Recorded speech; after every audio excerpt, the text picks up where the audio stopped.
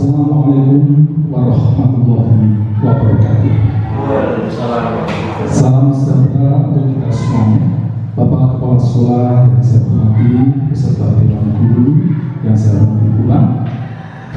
Perkenankanlah kita bersama-sama untuk mengucapkan puji syukur kepada Allah Subhanahu wa Ta'ala, Tuhan Yang Maha Esa, bahwa pada siang hari ini kita dapat dipertemukan di ruang ini dalam keadaan sehat walafiat. Kita syukur suatu apapun. Dan susunan acara pada siang hari ini sebagai berikut. Yang pertama pembukaan, yang kedua menyanyikan lagu Indonesia Raya. Acara ketiga sambutan kepala sekolah, dan dilanjutkan acara keempat yaitu diseminasi budaya positif. Sebagai penutup acara yaitu pada acara kelima. Untuk itu mari kita buka bersama dengan membaca basmalah bagi Bapak Ibu yang beragama Islam dan bagi Bapak Ibu yang beragama lain untuk bersyukur. Mari Bapak Ibu kita buka bersama dengan bacaan basmalah. Dilanjutkan acara kedua yaitu menyanyikan lagu Bangsa Indonesia Raya yang dipimpin oleh Ibu Suharti SPD. Dipersilakan. Bapak Ibu mohon untuk berdiri sejenak.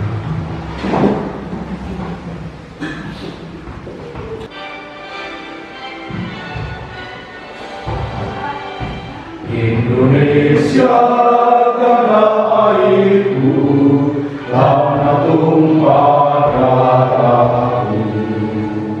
Di sanalah aku berdiri, jadi pandu hidupku.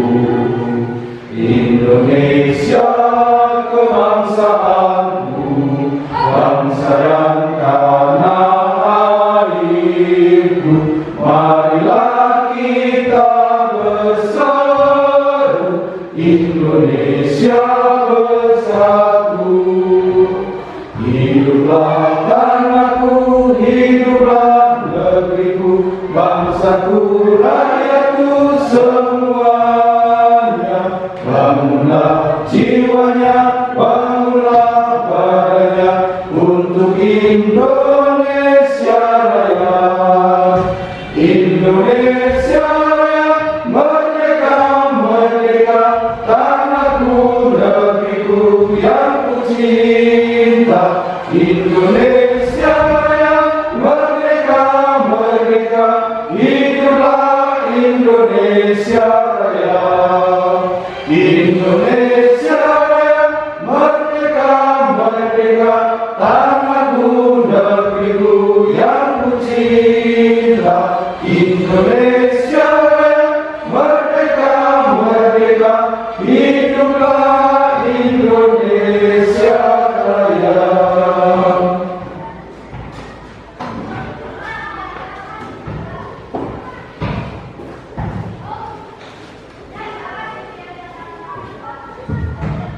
Bapak Ibu dipersilakan untuk kembali. Dilanjutkan acara yang ketiga yaitu sambutan kepala sekolah untuk menyampaikan budaya positif kepada yang terhormat Bapak Mugiat SPD MPD. Dipersilakan.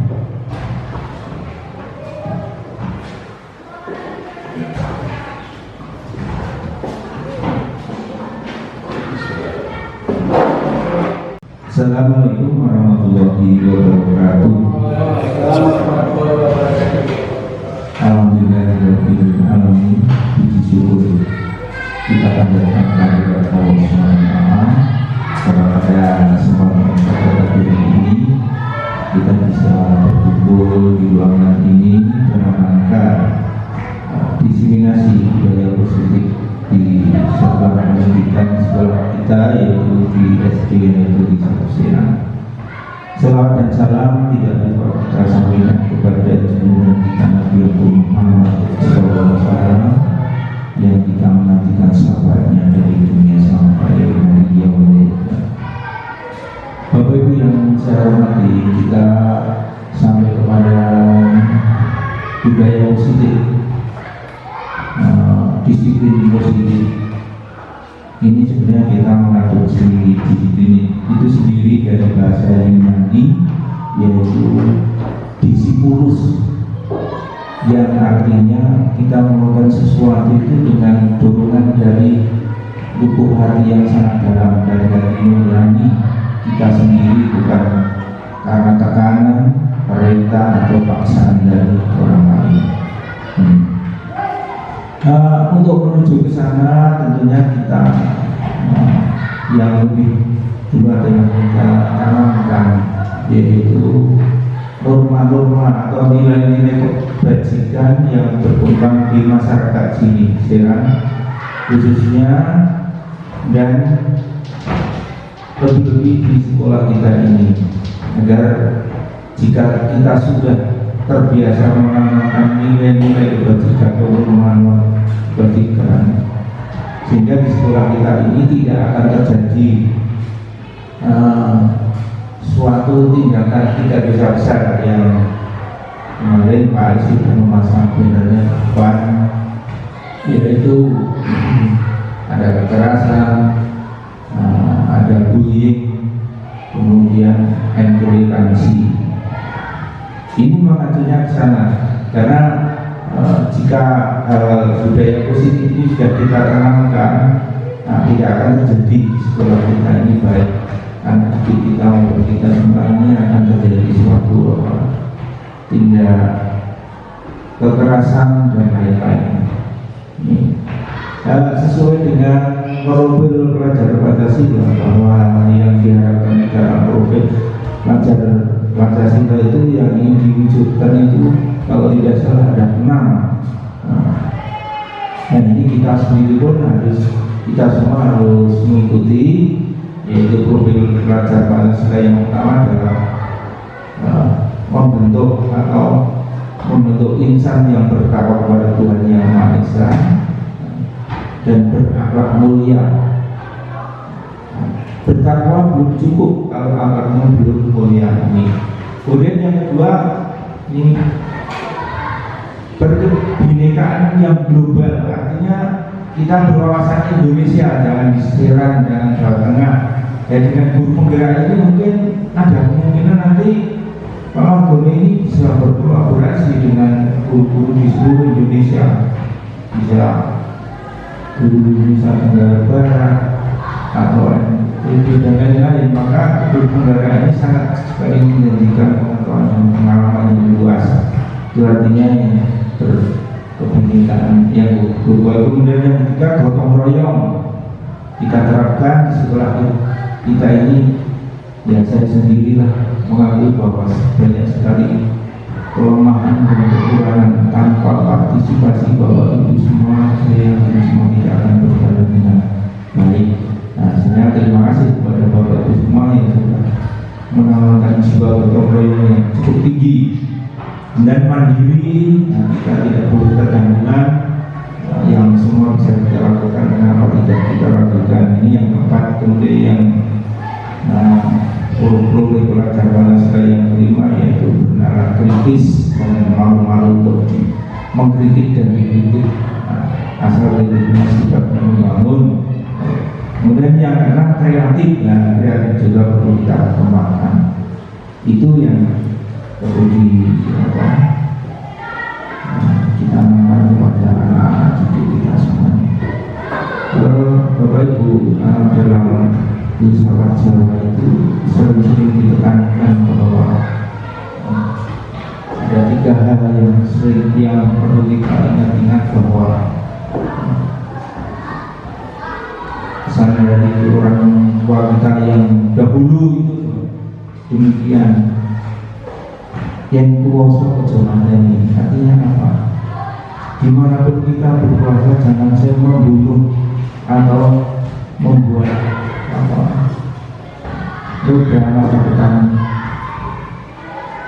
anak didik kita. Jadi bimbinglah anak didik kita menuju keberhasilan. Kemudian yang kedua, yang manut ojo nakoni.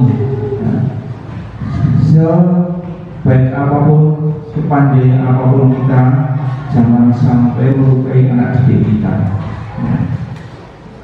Jangan melukai perasaan anak didik, karena anak itu akan akan teringat sekali ketika sekolah di SD dilukai hatinya oleh bapak ibu gurunya, itu akan teringat panjang masa. Inilah, mari itu kita ingat-ingat kata-kata yang aku perjelaskan ini. Kemudian yang ketiga, yang bandel. Kalau yang bandel aja melancani. Secepatnya apapun, sebab kemampuan setiap orang ini berbeda-beda.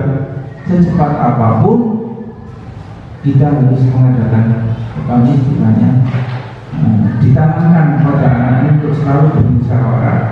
Ya, kalau istilahnya yang populer sekarang ini, kesepakatan kelas itu ditekankan.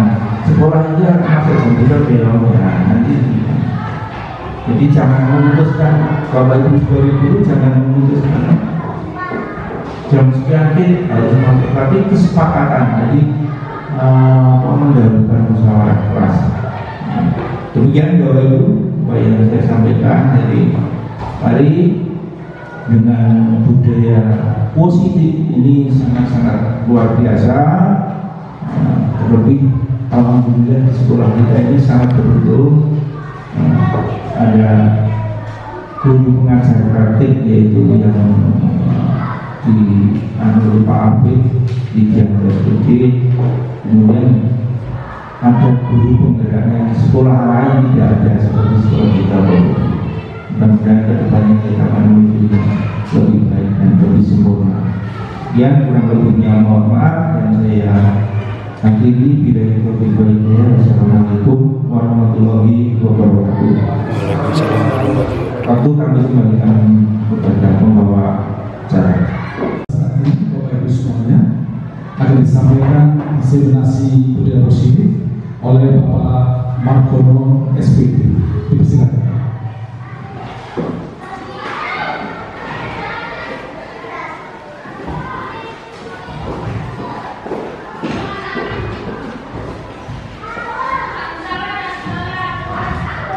Assalamualaikum warahmatullahi wabarakatuh.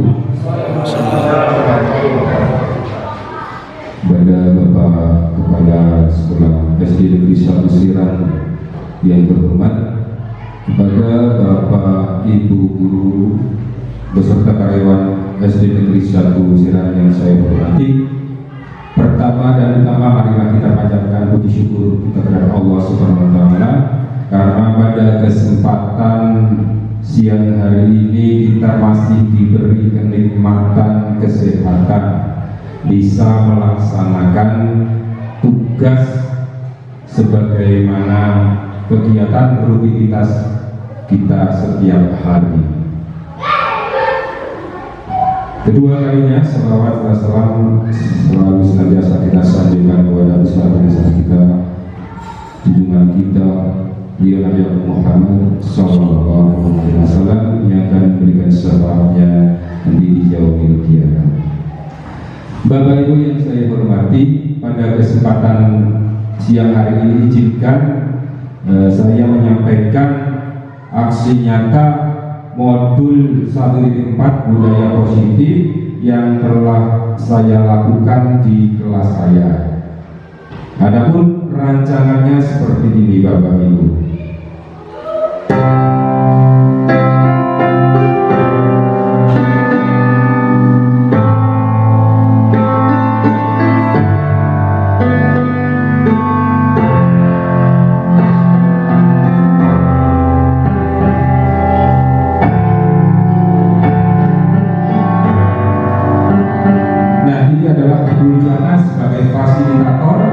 Kemudian Bapak Afif Widianto sebagai pengajar praktik pendidikan guru penggerak angkatan ke-7. Adapun latar belakang kita sebagai seorang guru itu bertanggung jawab untuk menanamkan nilai kebiasaan sehingga membentuk karakter dan akan membentuk budaya positif. Tujuannya adalah menyusun kesepakatan kelas, menumbuhkan motivasi intrinsik dan menerapkan budaya positif di kelas maupun di sekolah.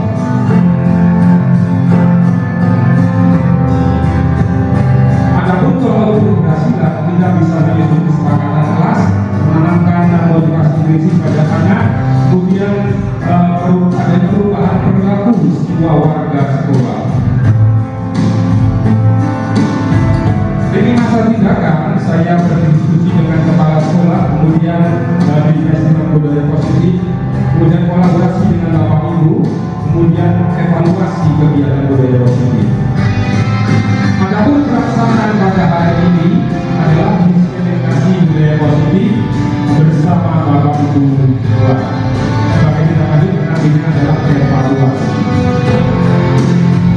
Dukungan yang dibutuhkan adalah kepala sekolah, guru, murid berkolaborasi bersama-sama, satgas, kemudian orang tua untuk menumbuhkan budaya positif di sekolah. Nah, pada hari ini izinkan saya menyampaikan diseminasi aksi nyata budaya positif.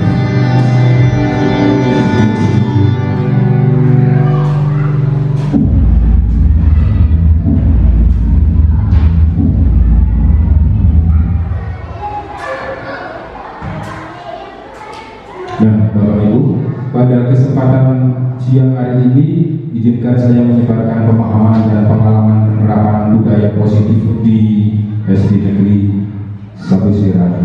Mungkin Bapak Ibu sudah pernah dengar kata budaya positif. Apa kira-kira Bapak Ibu yang terbersit di benak Bapak Ibu?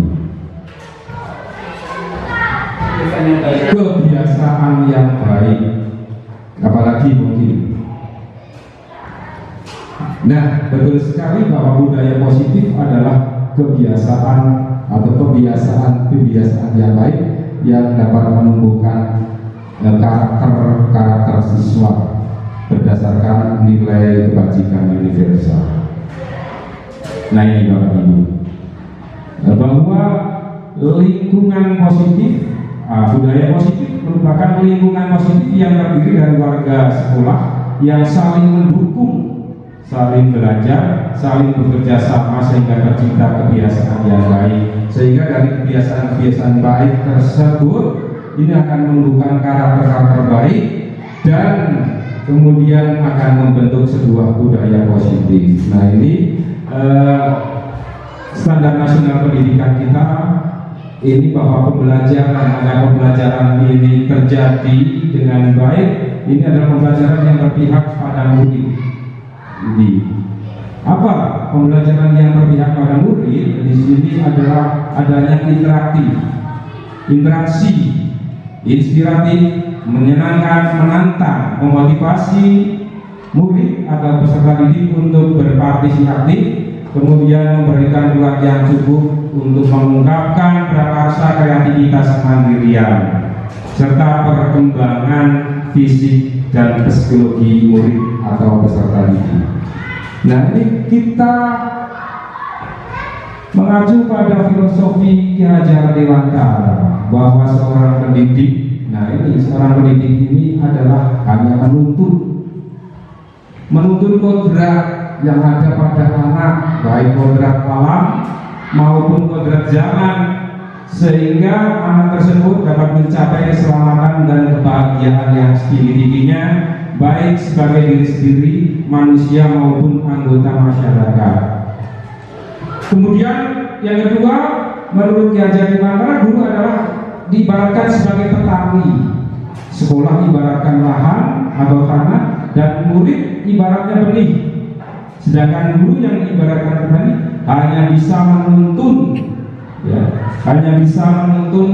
tumbuh benih, tumbuhnya benih dan merawatnya.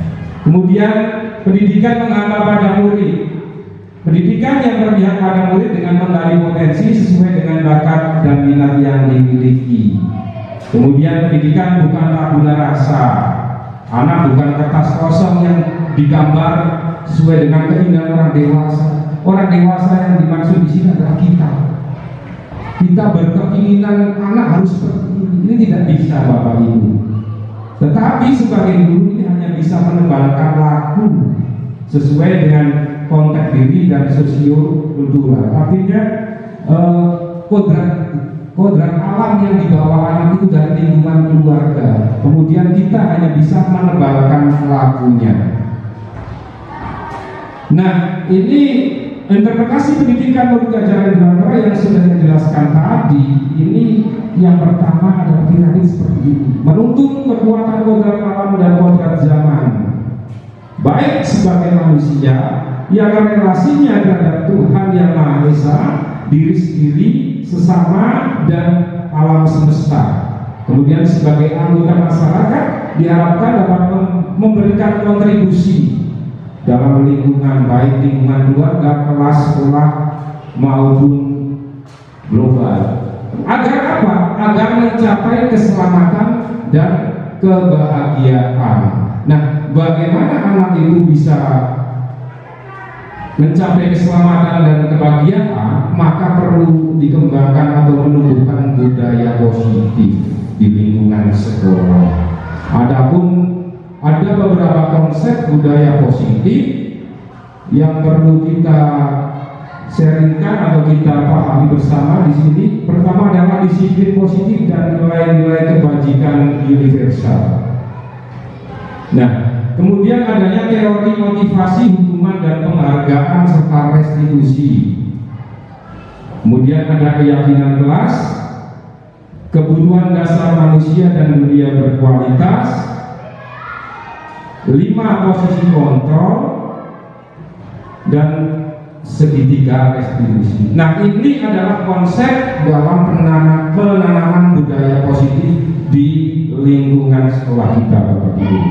Baik, satu persatu kita kumpas itu. Disiplin positif dan nilai-nilai kebajikan universal ini ada 3 hal, yaitu perubahan paradigma, kemudian makna disiplin itu sendiri, dan nilai-nilai kebajikan universal. Nah, Bapak Ibu, apa itu perubahan paradigma?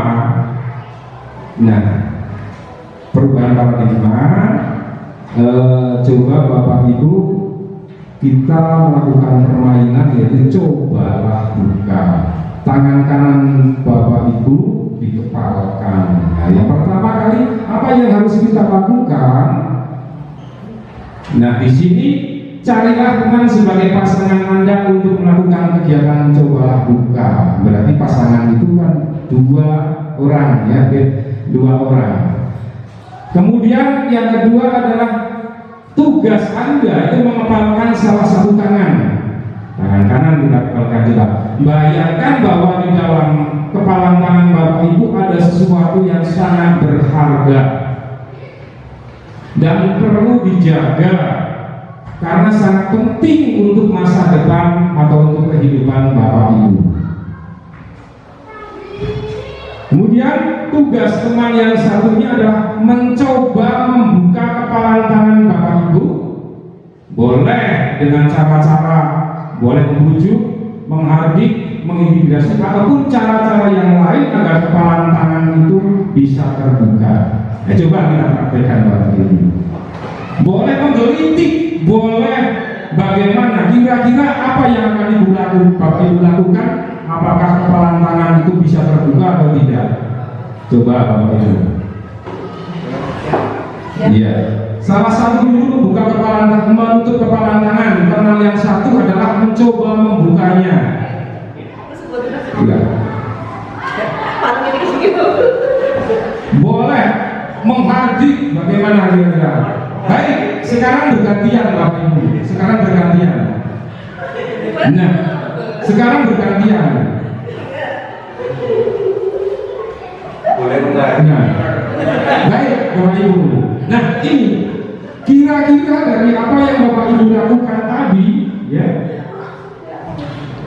Kira-kira dari apa yang Bapak Ibu lakukan tadi, apakah Anda atau teman Anda yang membuka kepala tangan? Mengapa? Alasannya itu kenapa kok membuka kepala tangan? Kemudian apakah Anda atau teman Anda yang menutup kepala tangan? Mengapa dan alasannya bagaimana? Kira-kira menurut Pak Pawit, ini Pak Pawit ini akan membuka kepala tangan Pak Pawit atau tidak? Padahal di kepala tangan itu ada sesuatu yang sangat berharga. Tidak akan saya usahakan jangan sampai terbuka. Tidak akan dibuka. Tidak Akan saya pertahankan. Akan bertahankan. Pak Irawan bagaimana ini? Akan saya pertahankan. Akan dipertahankan. Nah, baik, baik. Nah, mungkin ada kemungkinan jawabannya. Pertama, ada yang membuka, ada yang tetap mempertahankan kepala-kepala. Nah, kemudian pertanyaan yang ketiga, dalam kegiatan tadi sesungguhnya siapa yang memegang kendali untuk membuka atau menutup kepala tangan Bapak Ibu, atau yang mengontrol itu siapa kira-kira? Diri sendiri. Nah, kaitannya dengan hal itu, nah ini tentu diri kita sendiri yang memegang kontrol di sini. Dan kapan kita akan membuka itu sesuai dengan kebutuhan kita. Kita tidak boleh ada paksaan. Nah, kemudian apa yang kita gambarkan ketika ada murid kepada murid dan mengajarkan kepada murid? Nah, ini seorang psikiater dan pendidik Dr. William Blaser, ini adanya miskonsepsi selama ini yang dilakukan oleh Bapak Ibu guru terhadap murid-muridnya. Nah, miskonsepsinya bagaimana? Ini ada beberapa miskonsepsi yang perlu Bapak Ibu paham dikaitannya dengan yang pernah kita lakukan. Nah, kita beranggapan itu ilusi guru mengontrol murid. Ini apakah benar? Nah, kita tidak dapat memaksa murid, karena baik itu murid itu melakukan kegiatan yang baik atau tidak baik, karena semua itu memiliki tujuan, bahkan terhadap perilaku yang tidak disukai.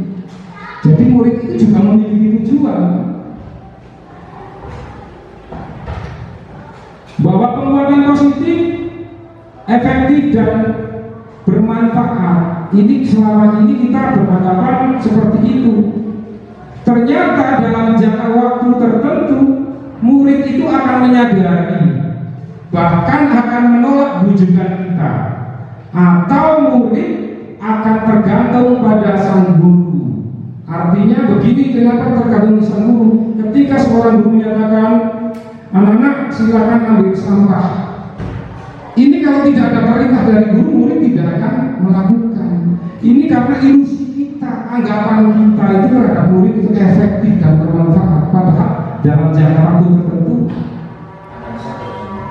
ya tidak. Nah, kemudian ilusi bahwa kritik akan membuat orang merasa bersalah, dapat menguatkan karakter. Menurut kita itu seperti itu, padahal itu adalah identitas gagal. Identitas gagal bagaimana? Karena mereka merasa dirinya itu buruk dan mengembangkan diri yang negatif, beranggapan diri sendiri itu tidak baik, walaupun seorang guru menyampaikannya dengan suara yang halus. Kemudian ilusi bahwa orang dewasa memiliki hak untuk memaksa. Nah, orang dewasa konteksnya di sini adalah Bapak Ibu guru atau orang tua di rumah, beranggapan bahwa anak-anak itu tanggung jawab kita. Nah, perilaku memaksa tidak akan efektif untuk jangka waktu panjang, bahkan akan menimbulkan suatu permusuhan. Akan terbentuk ketika anak sudah lulus, mungkin akan beranggapan, Pak guru itu, bu guru itu biar gitu. Ini ilusi kita. Bagaimana seseorang bisa merubah dari paradigma stimulus respon kepada pendekatan teori kontrol? Nah, di sini Stephen R. Covey dalam Principle Concentrated Leadership 1991 ini mengatakan bahwa jika kita ingin membuat kemajuan perlahan sedikit-sedikit, ubahlah sikap atau perilaku Anda. Namun bila kita ingin memperbaiki cara-cara utama kita, maka kita perlu mengubah kerangka acuan kita. Ubahlah bagaimana Anda melihat dunia, bagaimana Anda berpikir tentang manusia. Ubahlah paradigma Anda, skema pemahaman dan penjelasan aspek-aspek tertentu dalam realitas. Coba Bapak Ibu, saya menginginkan tangan yang kanan Bapak Ibu begini, Kemudian tangan yang kiri adalah begini, sambil berdiri Bapak Ibu. Sambil berdiri berdekatan ya. Saya ibaratkan ini adalah nama anak kita, Doni misalkan. Ketika saya mengatakan Doni, maka bapak atau ibu ini bapak ibu guru ini Doni. Misalkan Doni membuat kesalahan, maka bapak ibu guru akan menangkap tangan Doni, menangkap tangan temannya. Nah, begini, ya. Jadi tangan yang satu begini, tangan yang satunya begini. Jadi akan berderet begini, berderet. Nah, berderet. Nah, begini. Begitu saya bilang Doni, nanti bapak ibu menangkap ini Doni ya. Ini ceritanya. Nah, langkah pertama tangan kita adalah kita inisiatifnya bergerak ini ya.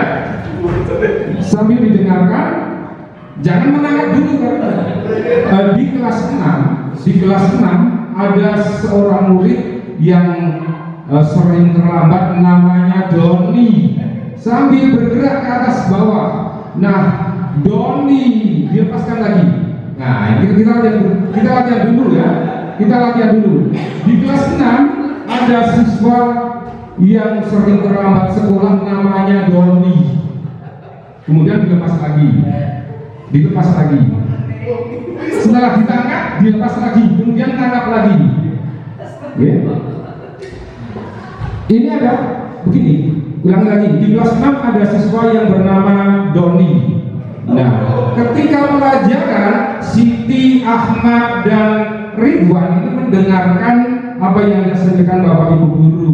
Akan tetapi Doni itu selalu bergerak, bahkan mempengaruhi temannya untuk berbuat yang tidak sesuai dalam aturan kelas. Nah ini Bapak Ibu. Maksudnya apa? Monggo Bapak Ibu duduk kembali. Maksudnya apa? Maksudnya bahwa Doni itu dikendalikan oleh kita. Okay? Ini adalah guru. Ketika melihat si Doni ini berjalan-jalan di dalam kelas, jalan-jalan, guru itu akan memegang, seakan guru akan mengontrol Doni itu. Nah, ini apa yang Doni alami pada itu Bapak Ibu. Nah ini teori kontrolnya begini Bapak Ibu, dengan apa yang Bapak Ibu perhatikan tadi, bahwa realitas kebutuhan kita sama, padahal sebenarnya teori kontrol itu kebutuhan kita berbeda, baik guru, murid, yang satu dengan yang lain itu mesti berbeda. Nah, kemudian semua orang melihat yang sama, hal yang sama, padahal setiap orang punya gambaran yang berbeda. Nah, kita mencoba membawa orang agar berpandangan sama dengan kita. Nah, kita sekarang berusaha memahami bahwa pandangan orang lain tentang dunia, perilaku buruk dikira sebagai suatu kesalahan. Ini responnya. Tetapi semua perilaku tentu memiliki tujuan. Orang lain bisa mengontrol saya. Teori kontrolnya hanya diri kita sendiri yang bisa mengontrol. Nah ini Bapak Ibu, kolaborasi dan konsensus menciptakan pilihan baru. Tetapi permasalahan ada pada saat wujudkan gagal. Ini perbedaan tadi. Jadi permainan tadi ini adalah kita sebenarnya tadi yang selalu mengontrol anak-anak harus begini, begitu. Tetapi anak punya pandangan yang berbeda sebenarnya. Nah di sini kita harus punya model berpikir kita adalah menang-menang. Nah ini Bapak Ibu. Kemudian apa itu makna disiplin? Nah, disiplin itu adalah sebuah kemerdekaan. Ya, di mana ada kemerdekaan di situ harus ada disiplin yang kuat. Seandainya kok diri kita kita sendiri tidak bisa mengatur kedisiplinan kita, maka wajib penguasa lain yang mendisiplinkan diri kita. Ini menurut Ki Hajar Dewantara. Jadi Ki Hajar Dewantara di sini syarat utama menciptakan murid merdeka ini Bapak Ibu, harus ada disiplin yang kuat. Nah, disiplin diri, kemudian motivasi internal. Nah, seandainya disiplin diri dan motivasi internal tidak mampu, maka wajib penguasa yang lain, yaitu motivasi eksternal. Nah, ini Daniel Gosen dalam Westphalian School Disiplin. Ini disiplin berasal dari bahasa Latin, yaitu disiplina yang artinya belajar, dan disiplin atau bisa diartikan murid atau pengikut. Nah, di sini harus ada motivasi intrinsik. Disiplin diri adalah menggali potensi sehingga menuju tujuan mulia, dihargai dan bermakna. Mengontrol diri, menguasai diri sehingga nilai-nilai yang dihargai dan agar tercapai tujuan yang diinginkan. Nah, seorang memiliki disiplin diri adalah bertanggung jawab serta memiliki nilai-nilai kebajikan universal. Nah, sebagai pendidik Bapak Ibu, tugas kita adalah menciptakan anak yang memiliki disiplin diri sehingga mereka bisa berperilaku mengacu pada nilai-nilai kebajikan universal dan memotivasi intrinsik bukan ekstrinsik. Nah, apa itu nilai kebajikan universal? Ya, Dr. William Glasser dalam teori kontrol tadi bahwa setiap perbuatan tentu memiliki tujuan. Kemudian yang kedua, nilai-nilai kebajikan yang diyakini seseorang, yaitu berasal dari motivasi intrinsik sehingga mencapai tujuan mulia yang diinginkan. Nah, ini adalah nilai-nilai kebajikan Bapak Ibu. Kurang jelas mungkin. Nilai-nilai kebajikan ini telah disepakati bersama tanpa membedakan suku, agama, bahasa maupun latar belakangnya. Nilai-nilai kebajikan universal adalah payung besar atau fondasi sikap dan perilaku kita, sikap positif manusia, serta anak Indonesia. Nilai-nilai kebajikannya yang saat ini kita tuju adalah profil pelajar Pancasila seperti yang disampaikan beliau Bapak Kepala Sekolah tadi. Yang pertama, beriman kepada Tuhan, kepada Tuhan Yang Maha Esa dan berakhlak mulia. Ini ada elemen dan sub elemennya. Elemennya itu akhlak beragama, akhlak pribadi, akhlak pada manusia, akhlak pada alam, akhlak bernegara. Sedangkan sub elemennya banyak sekali di sini. Kemudian berkebinekaan global. Dimensi kebinekaan global. Ada lagi mandiri, bergotong royong, bernalar kritis, serta kreatif. Ini adalah 6 dimensi profil belajar Pancasila. Dan menurut Standar Nasional Pendidikan, dalam rangka menciptakan lingkungan yang positif, setiap warga dan kaum bimbingan wajib saling berkolaborasi agar dapat terwujud budaya positif di sekolah. Kemudian tujuan dari penerapan budaya disiplin positif terbentuk karakter, pembiasaan nilai-nilai ya sesuai dengan standar kompetensi lulusan yang diharapkan. Nah, ini Bapak Ibu, kenapa kita melakukan sesuatu? Ini tentunya ada motivasinya, bahwa manusia ini dasarnya memiliki motivasi. Yang pertama, untuk menghindari ketidaknyamanan atau hukuman. Yang kedua, untuk mendapatkan imbalan atau penghargaan dari orang lain. Kita itu melakukan sesuatu atau murid kita melakukan sesuatu agar tidak terhindar dari hukuman.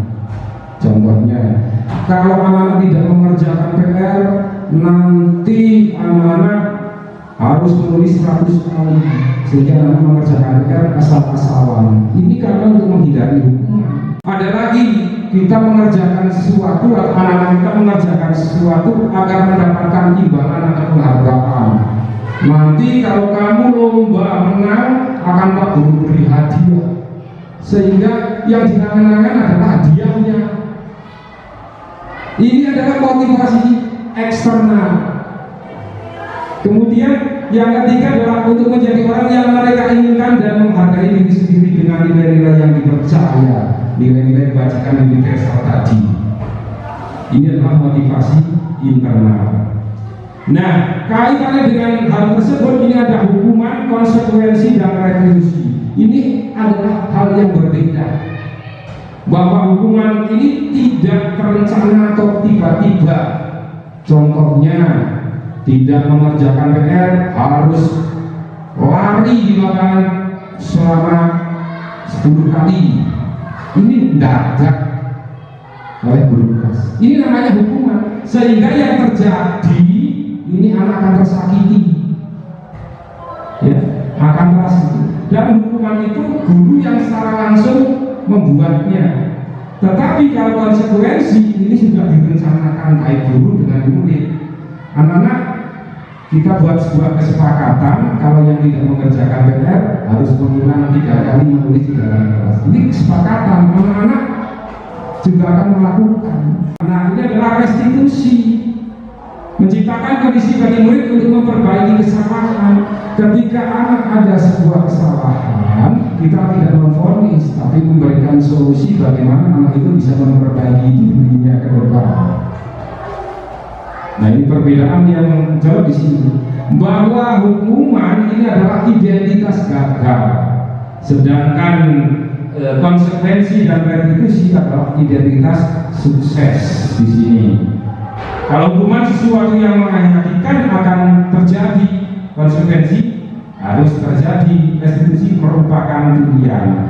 Nah, mungkin dari hukuman ini murid akan membenci gurunya, tetapi dengan konsekuensi murid akan menghormati peraturan yang telah disepakati bersama. Kalau restitusi, murid akan menghormati diri sendiri dan orang lain.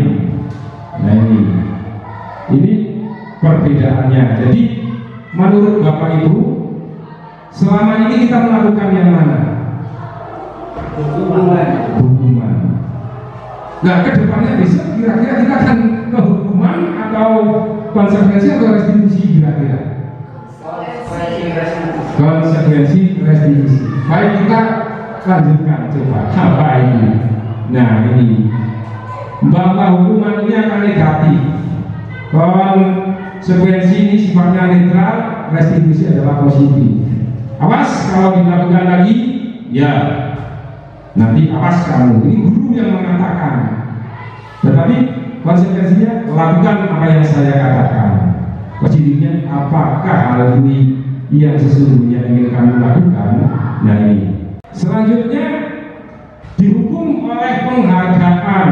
Nah, ini barang Alfikon ini bahwa penghargaan maupun hukuman cara-cara mengontrol bahkan akan menghancurkan potensi, karena sesungguhnya tindakan belajar adalah penghargaan yang sesungguhnya.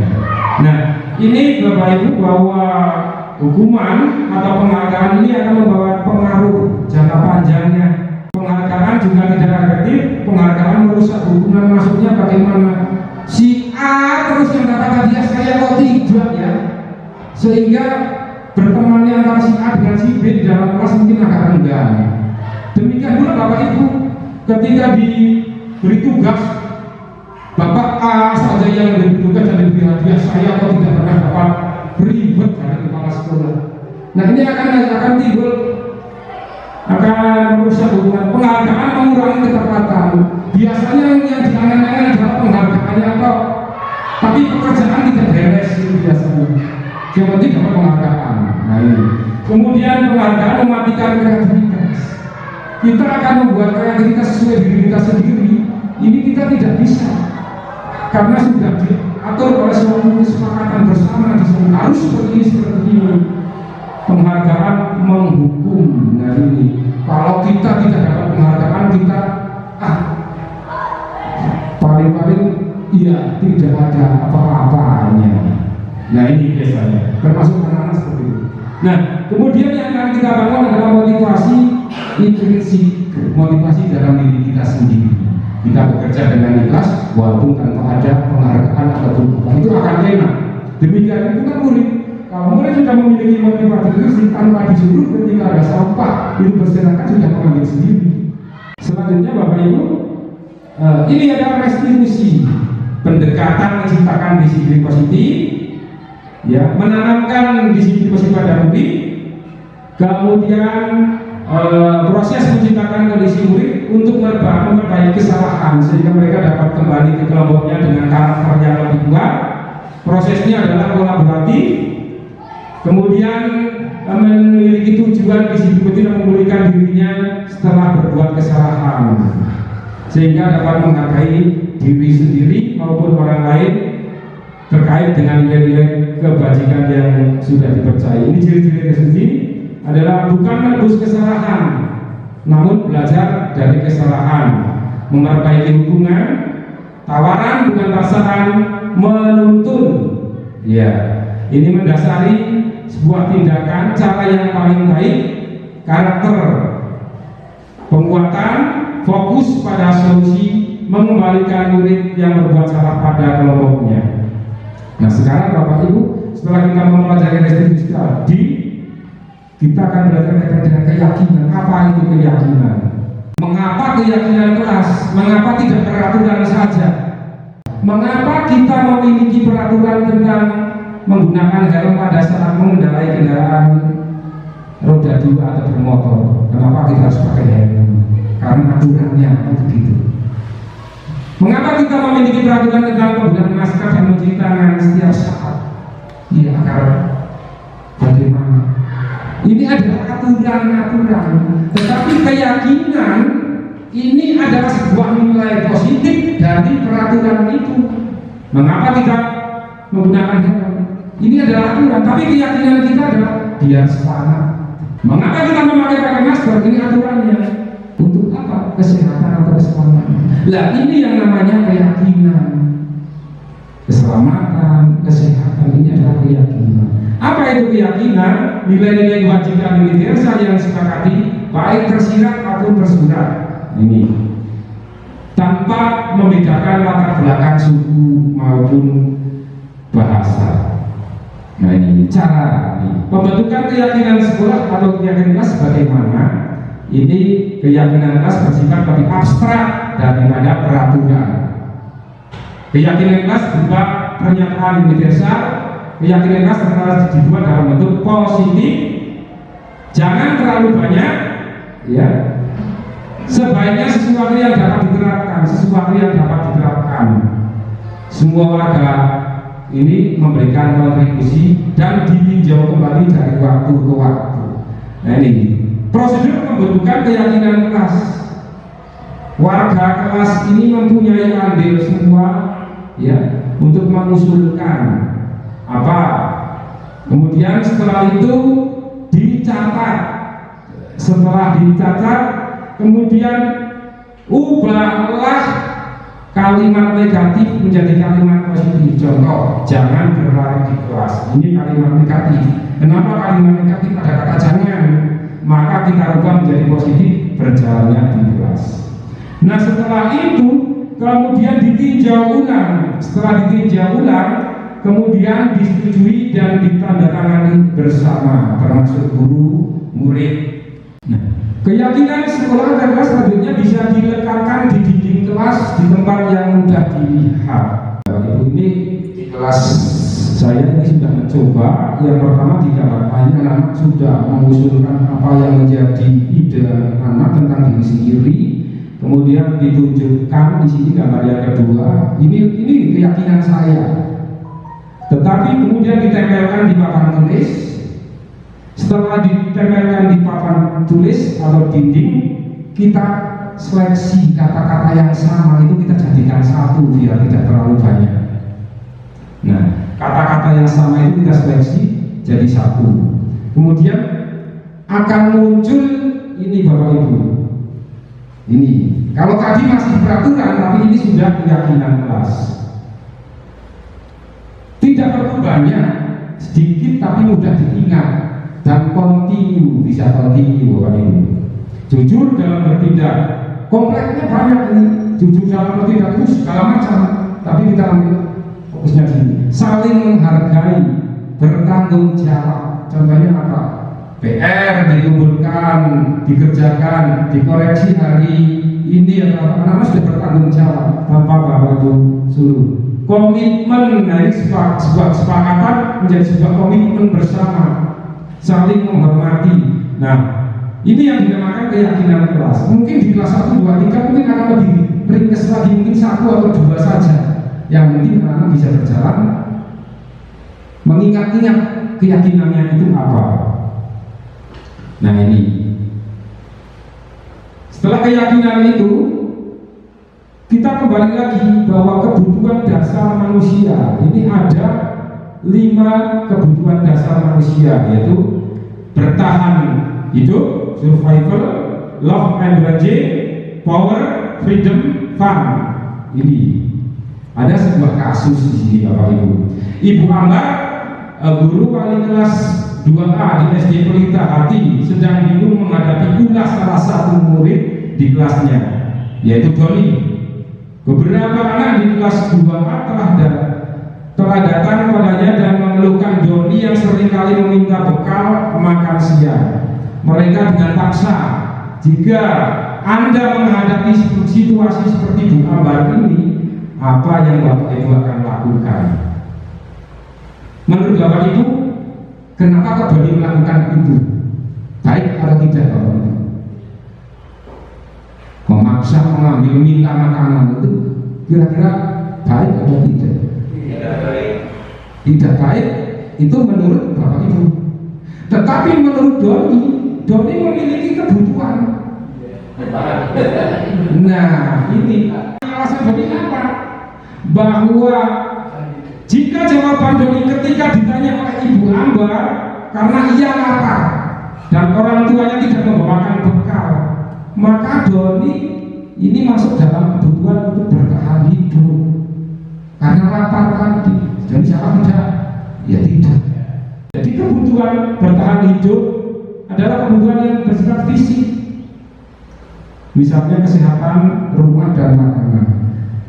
Nah, kemudian jika jawaban Doni mengambil bekal temannya karena dia merasa senang temannya jadi memperhatikan dia. Nah, perhatian, butuh perhatian, maka kebutuhan Doni akan kasih sayang dan rasa diterima. Nah, jika alasan Doni dia merasa hebat karena temannya jadi takut, nah ini Doni ini adalah kekuasaan atau kebutuhan pengakuan atas kemampuan biar ditakuti. Jika alasan Doni tadi merasa bosan dengan bekal makanan yang dibawakan oleh ibunya karena hanya monoton itu saja, sehingga mengambil bekal temannya, kebebasan, kebutuhan akan pilihan ini Bapak Ibu. Kemudian kesenangan, jika alasannya Doni ini iseng, wah iseng lah ini ya, untuk menikmati ekspresi teman-temannya biar kesal, ini Doni merasa senang. Nah, sehingga ada perbedaan, yaitu kebutuhan dasar manusia ini sifatnya umum, sedangkan dunia berkualitas lebih unik dan personal. Tadi Doni itu masuk dalam dunia kualitasnya Doni dengan memenuhi kebutuhan-kebutuhan dasar itu. Dunia berkualitas adalah tempat khusus dalam pikiran Anda tempat Anda menyimpan gambaran representasi. Ya. Kemudian agar menjadi lebih bermakna. Jadi hanya beberapa hal saja yang tersimpan dalam memori kita. Ini adalah dunia kualitas kita. Tentunya akan berbeda dengan dunia kualitas dari orang lain.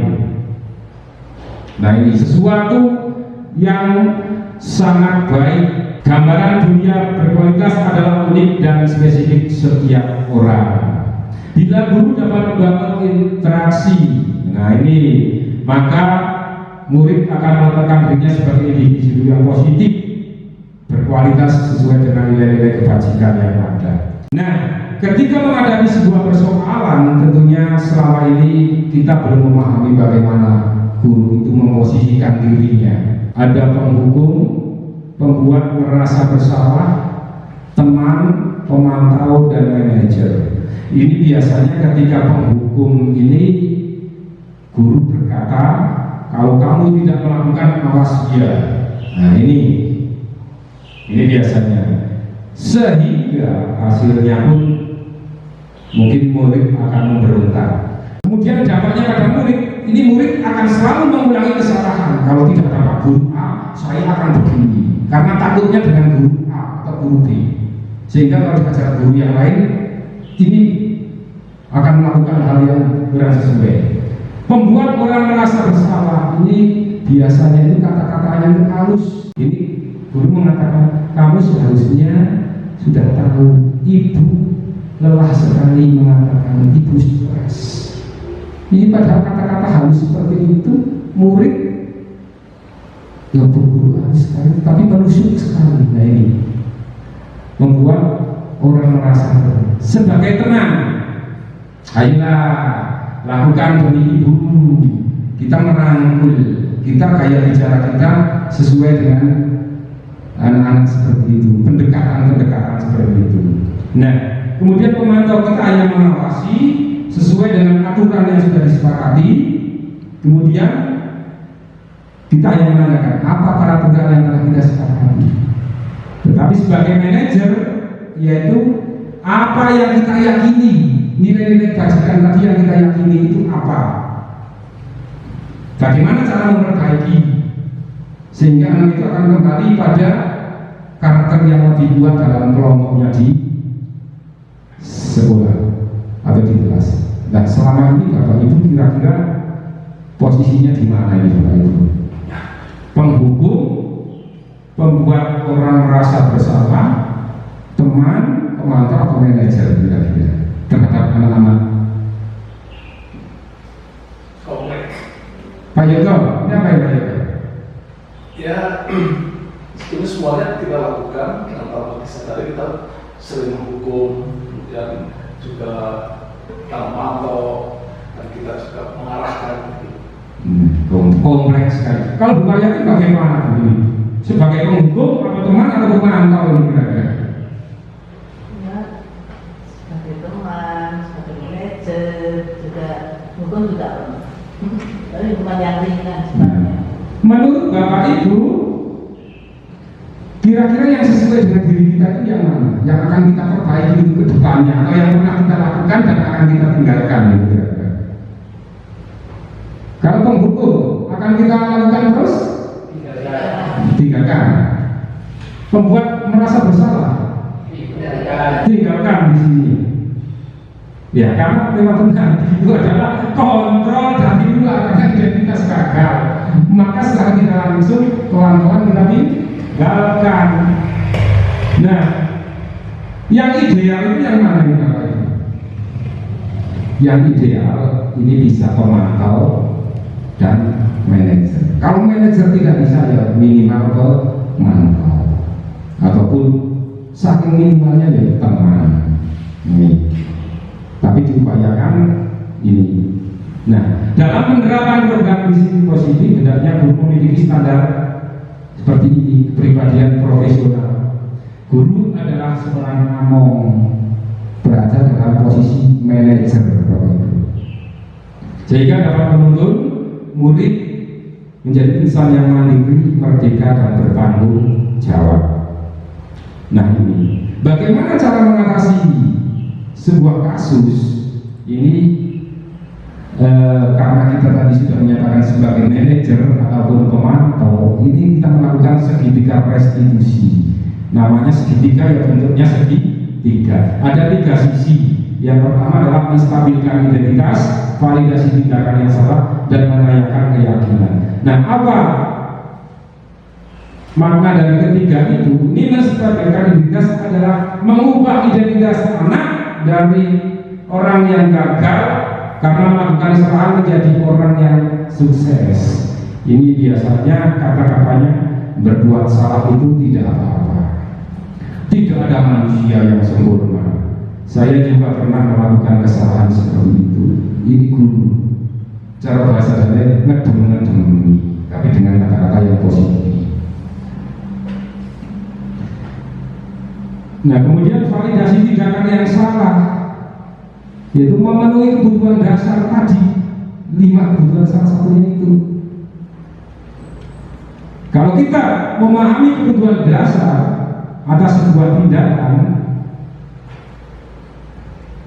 bisa menemukan cara-cara yang paling efektif. Contohnya kata-kata yang diucapkan oleh dulu, padahal kamu bisa melakukan yang lebih buruk dari ini. Kamu pasti punya alasan mengapa melakukan itu. Seperti kasus tadi, kamu pasti punya alasan kenapa kamu mengambil perkara punya temannya. Itu kan tentunya alasan, karena saya lapar, karena saya iseng, dengan politik kesenangan ini. Nah, yang ketiga yaitu menanyakan keyakinan. Ini motivasi internal yang datang dari diri sendiri setelah kita membuat kesepakatan atau keyakinan kelas tadi.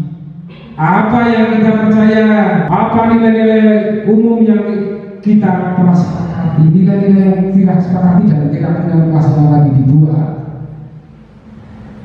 Ini merupakan untuk menanyakan keyakinan kelas agar anak itu bisa lebih baik lagi. Ini posisi apa? Segitiga yang ketiga. Nah, coba Bapak Ibu perhatikan ilustrasi daripada segitiga itu.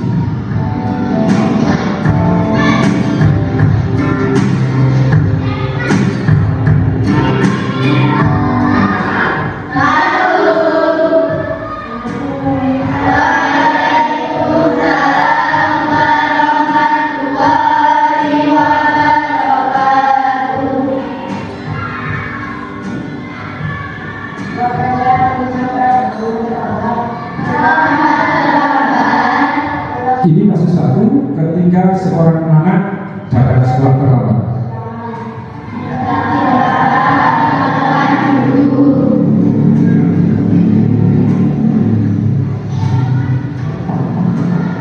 Nah, ketika menghadapi anak yang terlambat, bagaimana guru menyelesaikannya? Wahai tadi sudah istirahat atau belum? Sudah tadi. Wahai tahu tidak kenapa wahai kamu panggil sini? Tahu Pak. Tidak tahu. Aku ingin bertanya sekarang. Wahai sudah lakukan jam berapa? Jam setengah 8. Tidak tahu setengah 3. Itu maksudnya jam berapa? Jam 15. Artinya waktu itu dalam sekolah itu tepat waktu atau terlambat ya. Terlambat itu perbuatan yang baik atau tidak baik? Perbuatan tidak baik, perbuatan yang salah. Tetapi setiap manusia menstabilkan identitas, termasuk para guru juga pernah berbuat kesalahan, pernah terlambat menghadiri suatu acara. Tapi di sini Pak Guru tidak akan mencari siapa yang benar ataupun siapa yang salah. Pak Guru akan membantu Adik mencari solusi terbaik tentang keterlambatan wakil yang akan tentunya Adik punya alasan kenapa kok datang ke sekolah sampai terlambat. Tidur malam jam berapa kamu tidur semalam? Nah, kemudian seorang guru melakukan validasi tindakan. Jam 10. Kenapa waktu itu jam 10? Nonton jalan dia sambil kita. Nonton jalannya sambil naik api. Akhirnya karena tidurnya kemalaman, kamu jadi bangunnya kesiangan dan terlambat ke sekolah. Apakah kamu ingat diri? keyakinan keras yang pernah kita buat bersama-sama? Nah, yang ketiga itu menanyakan keyakinan keras. Keyakinan keras kita. Nah, disiplin dan tepat waktu penting tidak buat kita. Kamu yakin bisa menanamkan nilai itu? Bisa. Baiklah. Sekarang, kemudian ini contoh kasus yang kedua.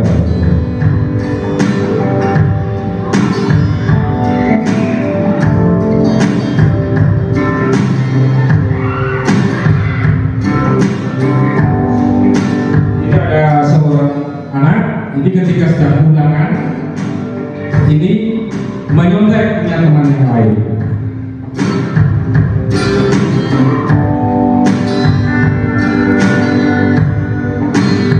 Kebetulan dipantau oleh gurunya. Nah, apa yang akan dilakukan oleh guru terhadap anak itu? Kenapa guru memanggil kamu datang sini? Tadi pada saat ulangan aku amati kamu melihat jawaban di teman kamu atau mencontek punya teman kamu di sebelahnya, yaitu punya Marwah. Betul atau tidak? Betul. Mencontek itu perbuatan baik atau tidak baik? Perbuatan tidak baik. Nikmat setiap manusia itu pasti pernah berbuat. Nah, ini sama seperti tadi, kasus yang kedua menstabilkan identitas. Kata-katanya boleh sama ataupun boleh berbeda. Yang terpenting ini adalah untuk menstabilkan anak. Guru akan membantu kamu mencari solusi tentang kegiatan kamu yang tadi mencontek, supaya kamu tidak mencontek lagi. Nikmat pasti punya alasan kenapa kok nikmat itu mencontek. Validasi tindakan. Kenapa tidak belajar? Bermain, bermain. Bermain apa? Bermain HP. Berarti karena tadi malam itu bermain HP sehingga lupa belajar, ya tidak bisa mengerjakan soal hari ini. Nikmat ingat tidak? Keyakinan kelas yang pernah kita buat dulu. Jujur dalam bertindak itu ingat sekali. Nikmat yakin sifat jujur itu akan membuat kebaikan pada diri kamu sendiri. Untuk orang lain, ya, kalau masuk ke yakin, kira-kira apa yang nikmat lakukan supaya nikmat ini tidak mencontek? Karena mencontek perbuatan tidak baik. Ayo, apa yang akan kita lakukan selanjutnya? Belajar kemampuannya, berdoa kepada Allah. Belajar. Kemudian apa lagi? Mengerjakan soal semampunya, tidak mencontek di teman lain atau mencontek buku. Jangan lupa berdoa. Nah, ingat dinamika ini kapan akan dilaksanakan? Nanti, Pak. Mulai nanti. Berjanji ya.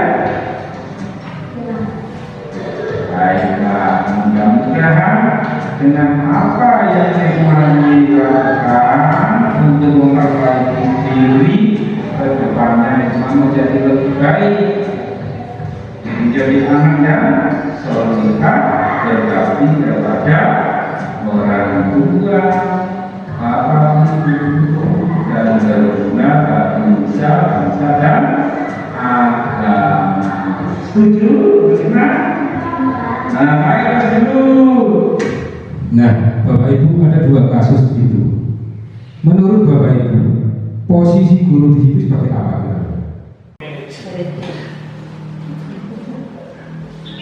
Sebagai, nah, setidaknya minimal, ya ini secara ringkasnya mungkin sebagai manajer, karena sedang melakukan suatu proses sekitar retribusi dengan melakukan pendekatan-pendekatan tersebut, sehingga diharapkan anak walaupun salah ini masih bisa tertawa di situ, tidak merasa takut.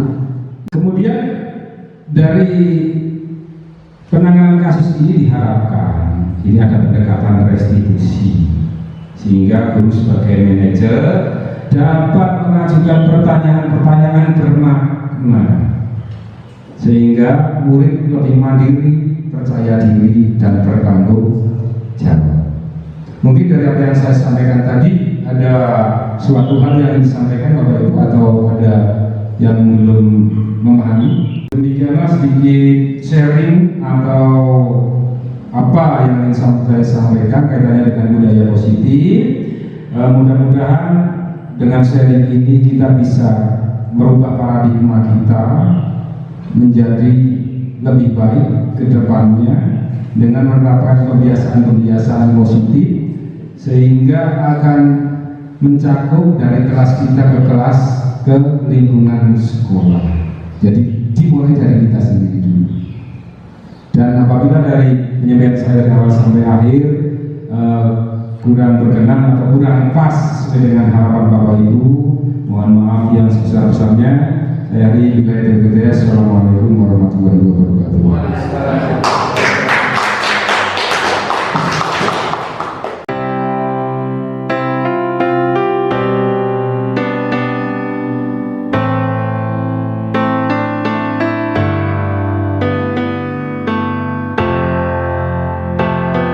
Assalamualaikum warahmatullahi wabarakatuh. Bapak Ibu, tadi saya mengikuti dengan cermat pemaparan diseminasi budaya positif yang disampaikan oleh Pak Mardono. Saya menggarisbawahi dan apa ini istilahnya menekankan semoga budaya-budaya positif ini akan tertanam di jiwa kita di Indonesia sekarang ini. Sebab segala sesuatu kalau sudah budaya sudah menjadi kebiasaan, insya Allah kita coba sebelumnya kan dengan demikian yang saya sampaikan. Selamat untuk Bapak Mardono melanjutkan Pak Mardono sampai selesai. Assalamualaikum warahmatullahi wabarakatuh. Terima kasih. Ya, sudah bersama saya dan kepada Bapak Mardono. Menurut saya pemaparan Pak Mardono sudah bagus sekali. Itu memberi contoh pada kita semua dan selalu menghormati kepada anak didik, terutama anak kita itu apabila melakukan berbagai kesalahan, Pak Mardono selalu memberi solusi yang baik.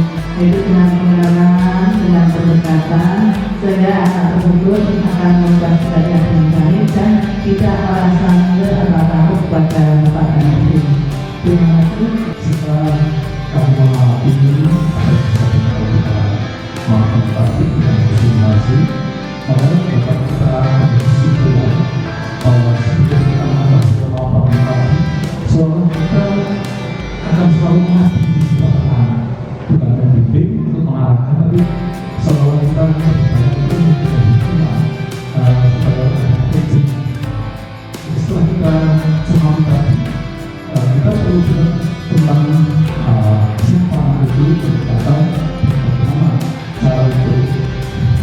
solusi yang terbaik apabila anak itu mengalami satu kasus permasalahan tertentu dan itu yang terjadi itu dapat disebut sama hukum hakimi dan sebagainya itu tapi mengarahkan bahkan kita sebagai teman sebagai manajer sehingga anak itu tidak merasa minder, merasa Kegiatan diskriminasi yang telah disampaikan oleh Bapak Margono tadi menurut saya sangat-sangat bagus. Hal ini terbukti dengan adanya beberapa macam solusi yang apabila ada kegiatan anak yang kurang baik, Pak Margono memberikan keterangan, memberikan cara-cara yang bagus sekali sehingga tidak membuat anak takut, tetapi membuat anak bangga bahwa ternyata di balik kesalahan anak ternyata ada beberapa nilai positif yang telah dilakukan oleh anak. Nah, hal inilah yang perlu kita kembangkan apabila kita berada di dalam kelas kepada anak-anak semuanya, sehingga anak kepada Bapak Ibu Guru tidak ada rasa takut, tetapi sedikit bangga bahwa saya bisa. Demikian menurut pendapat saya. Terima kasih atas waktunya dari pemaparan Pak Margono tentang diskriminasi budaya positif. Menurut saya itu kesimpulannya sangat bagus sekali, yaitu bahwa guru itu belajar tentang bagaimana mengenali anak berdalam dan mengambil solusi bagaimana cara menyelesaikan masalah terkait sesuatu kesalahan anak dengan solusi-solusi yang terbaik dari pemaparan tadi yang disampaikan oleh Pak Margono. Terima kasih. Terima kasih Pak yang memberikan menanggapi apa yang disampaikan oleh Pak Margono. Menurut saya apabila dilaksanakan di sekolah kita itu sangat bagus sekali karena bisa menanamkan disiplin positif, sesuatu yang baik untuk anak didik kita, terutama berkaitan dengan karakter anak-anak kita yang nantinya bisa mencapai keselamatan dan kebahagiaan baik di hidup di masyarakat nanti. Kemudian yang selanjutnya anak didik kita bisa lebih percaya diri, tidak selalu merasa bersalah dengan